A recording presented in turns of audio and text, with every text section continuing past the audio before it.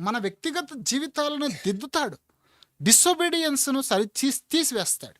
ఎక్కడెక్కడ disorders, ఎక్కడొక్కటి disobedience ఉందో, దేవుడికి సక్కని పరిస్థితులు లేకుండా ఉన్నాయో అవి దేవుడు చక్కపరచడానికి ట్రై చేస్తాడు. అర్థమవుతుందని ప్రియమైన వాళ్ళారా, ఇక్కడ శారమ్మ జీవితంలో దేవుడు ఒక వాగ్దానము చేయాలని, ఒక కుమారుణ్ణి ఇవ్వాలని ఆయన ఇష్టపడుతున్నాడు. ఒక చక్కగా కుటుంబాన్ని నేను దీవించాలి. వీళ్ళు హాగరు వల్లే తన సంతానాన్ని పొందుకోవాలని తప్పిపోయారు. వీళ్ళు హాగర్ను వీళ్ళు సొంత ప్లానింగ్తో ఏర్పాటు చేశారు. ఇక్కడ 16వ అధ్యాయంలోనికే హాగరు స్టోరీ ఆడైపోయిందండి. హాగర్ను తీసుకొని వచ్చేసారు. ఐగుప్తురాలైనటువంటి ఒక పని చేసేటువంటి ఒక వ్యక్తిని భార్యగా 16వ అధ్యాయం 4-5 వచనాల్లో మనం ఆదికాండం మనం చూస్తే అప్పుడే ఇచ్చేశారు భార్యగా. అప్పుడే ఆమె గర్భవతి కూడా అయిపోతా